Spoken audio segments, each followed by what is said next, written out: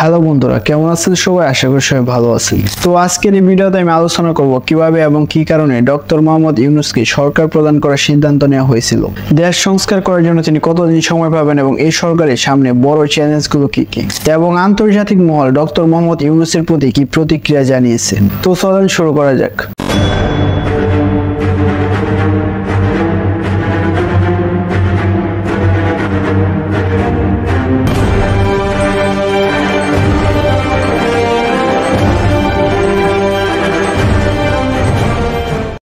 5 August ছাত্র জনতার অভ্যন্তরের মাধ্যমে শেখ হাসিনার পতনের পর সবার চিন্তা ভাবনার কেন্দ্রে চলে আসে পরবর্তী প্রধানমন্ত্রী কে হচ্ছেন।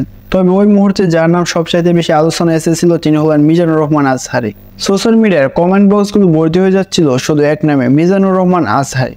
তাছাড়া সরাসরি হাসিনার পতনের পরপরই সমন্বয়ক সাজিদ আলম তার ফেসবুক পোস্টের মাধ্যমে মিজানুর রহমান আজহারিকে দেশে আসার জন্য আহ্বান জানান। কিন্তু পরবর্তীতে দেশের অর্থনৈতিক অগ্রগতির কথা বিবেচনায় এনে প্রফেসর ডক্টর মোহাম্মদ ইউনূসকে অন্তর্বর্তীকালীন সরকার প্রদান করার সিদ্ধান্ত নেওয়া হয় এবং ছাত্র জনতার পক্ষ থেকে এই প্রস্তাব তার কাছে পাঠানো হলে তিনি অন্তর্বর্তীকালীন সরকার প্রদান হওয়ার প্রস্তাবে রাজি হন। তাছাড়া ডক্টর মোহাম্মদ ইউনূসের ওয়ার্ল্ড ওয়াইড অ্যাকসেপ্টেন্সও অন্য সবার থেকে বেশি।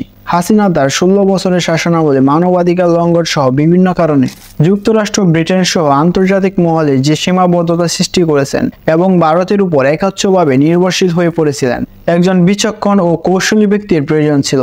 তো আপনারা জানেন ডক্টর মোহাম্মদ ইউনূস চট্টগ্রাম বিশ্ববিদ্যালয়ে অর্থনীতি বিভাগের অধ্যাপক ছিলেন। তিনি গ্রামীণ ব্যাংক প্রতিষ্ঠার মাধ্যমে ওয়ার্ল্ড ওয়াইড যে মাইক্রো ক্রেডিট আর মাইক্রো ফাইন্যান্স কনসেপ্ট সৃষ্টি করেছেন এবং গ্রামের মানুষের জীবন মান উন্নয়নে যে অবদান রাখছেন তার জন্য তাকে 2006 সালে শান্তিতে নোবেল পুরস্কার দেওয়া হয়। এছাড়া যুক্তরাষ্ট্র থেকে তিনি প্রেসিডেন্সিয়াল মেডাল অফ ফ্রিডম পুরস্কারও পেয়েছেন।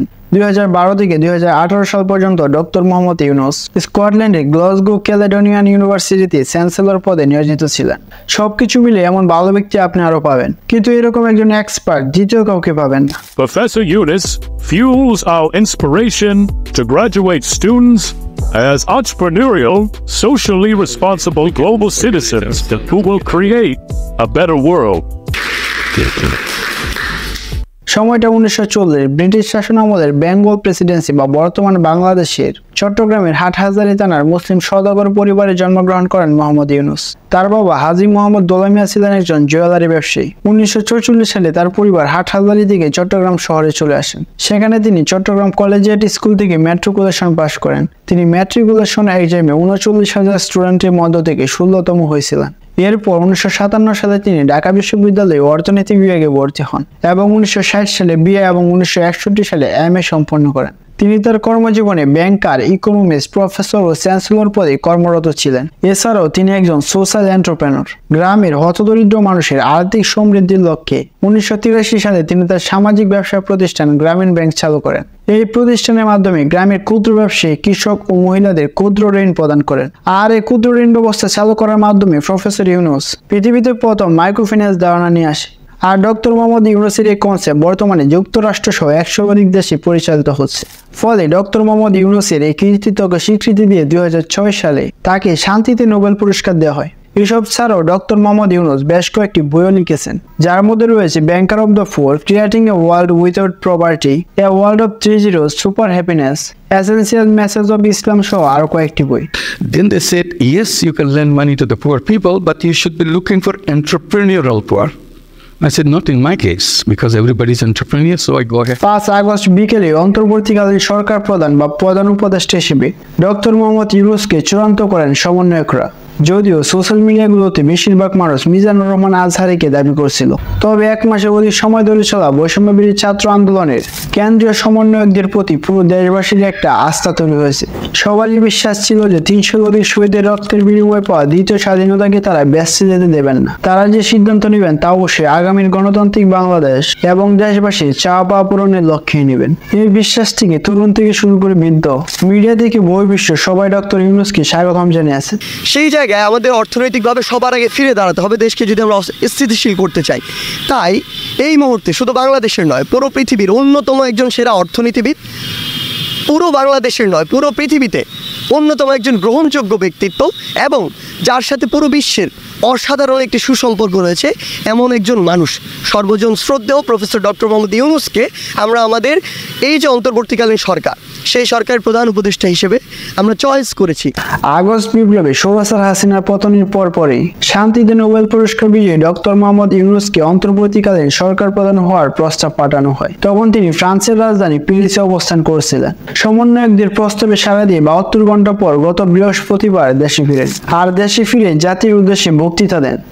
এদেশকে নতুনভাবে পুনর্জন্ম দিয়েছে এবং এই পুনর্জন্মে যে বাংলাদেশ পেলাম, সে বাংলাদেশ যেন অত্যন্ত দ্রুত গতিতে এগিয়ে চলতে পারে, সেটাই হলো আমাদের শপথ। সেটা আমরা রক্ষা করতে চাই। এই স্বাধীনতাটা আমাদেরকে রক্ষা করতেই হবে। শুধু রক্ষা করা নয়, এই স্বাধীনতার সুফল প্রতিটি মানুষের ঘরে পৌঁছাতে হবে, তা না হলে এই স্বাধীনতার কোনো দাম নেই। এরপর রাত 9টায় বঙ্গভবনে অন্তর্বর্তীকালীন সরকারের শপথ গ্রহণ অনুষ্ঠানে যোগ দেন। সশ্রদ্ধ চিত্তে শপথ গ্রহণ করতেছি যে আমি আইন অনুযায়ী অন্তর্বর্তীকালীন সরকারের প্রধান উপদেষ্টা পদের কর্তব্য বিশ্বস্ততার সহিত পালন করিব। ইতিমধ্যে ডক্টর মোহাম্মদ ইউনূসকে বাংলাদেশের অন্তর্বর্তীকালীন সরকার প্রধান হিসেবে স্বাগতম জানিয়েছে যুক্তরাষ্ট্র, ইউরোপীয় ইউনিয়ন, চীন, পাকিস্তান ও ভারত।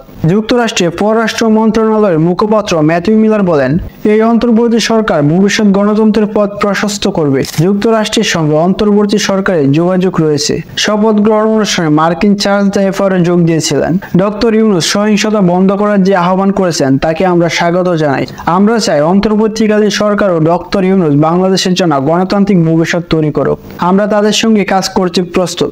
ইউরোপীয় ইউনিয়নের পররাষ্ট্রনীতি বিষয়ক প্রধান জোসেফ বরেল জানিয়েছেন, বাংলাদেশের নতুন প্রশাসনের সঙ্গে কাজ করতে চায় ইউরোপীয় ইউনিয়ন। তারা গণতান্ত্রিক ক্ষমতা হস্তান্তরের যে কাজ করবেন তাতে ইউরোপীয় ইউনিয়ন সহায়তা করবে। এই প্রক্রিয়া শান্তিপূর্ণ ও অংশগ্রহণমূলক হতে হবে। ভারতের প্রধানমন্ত্রী নরেন্দ্র মোদী সামাজিক মাধ্যম এক্সে বলেছেন, আমরা আশা করছি খুব দ্রুত স্বাভাবিক অবস্থা ফিরে আসবে এবং হিন্দু ও অন্যান্য সংখ্যালঘু সম্প্রদায়ের নিরাপত্তা ও সুরক্ষা নিশ্চিত করা হবে।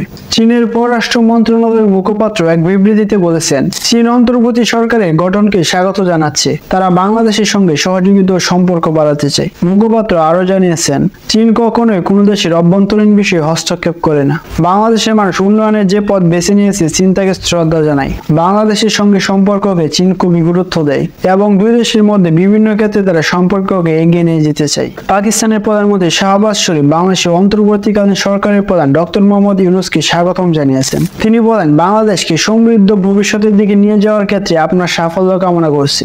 আমি আপনার সঙ্গে একসঙ্গে কাজ করার দিকে তাকিয়ে আছি। ভবিষ্যতে পাকিস্তান ও বাংলাদেশের মধ্যে সহযোগিতা যাতে আরো গভীর হয়, আমরা সেই চেষ্টাই করব।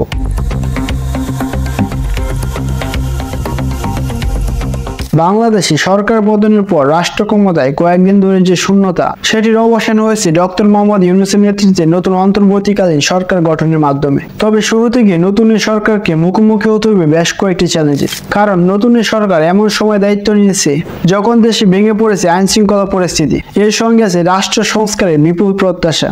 তাই এখন এই সরকারের সবচেয়ে বড় দায়িত্ব হচ্ছে দ্রুততম সময়ের মধ্যে আইন শৃঙ্খলা ঠিক করা, রাজনৈতিক স্থিতিশীলতা ফিরিয়ে আনা, সুষ্ঠু নির্বাচনের আয়োজন করা ও অর্থনৈতিক সমৃদ্ধি ধরে রাখা।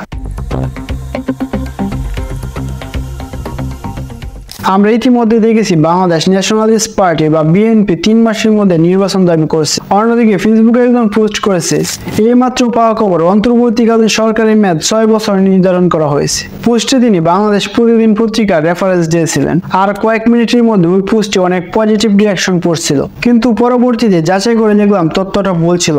সঠিক তথ্য হলো অন্তর্বর্তীকালীন সরকারের মেয়াদ নির্ভর করছে রাষ্ট্র সংস্কারে কত সময় লাগবে তার উপর।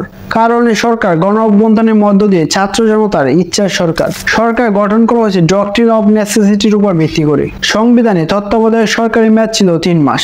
নির্বাচনের জন্য এই সরকার গঠিত হতো। অন্তর্বর্তীকালীন সরকারের উপদেষ্টা আসিফ মাহমুদ বলেন, মেয়াদের বিষয়ে এখনো কোনো সিদ্ধান্ত হয়নি। আমরা যেহেতু গণ অভ্যুত্থানের মধ্য দিয়ে গঠিত একটি সরকার এবং অনেকগুলো সংস্কারের কথা আমরা বলেছি, সেগুলো আমাদের করতে হবে। তিনি আরো বলেন, সেটা যত দ্রুত সময়ের মধ্যে সম্ভব রাষ্ট্রীয় প্রতিষ্ঠানগুলোকে একটি সুন্দর শৃঙ্খল ব্যবস্থার মধ্যে নিয়ে আসার পর সুষ্ঠু ও নিরপেক্ষ নির্বাচনের মাধ্যমে গণতান্ত্রিক সরকারের কাছে ক্ষমতা হস্তান্তর করে এই সরকারের মেয়াদ শেষ করব। তো সবকিছু সংস্কার করতে কিছুটা দীর্ঘ সময় লাগবে, এটা আশা করা যাচ্ছে।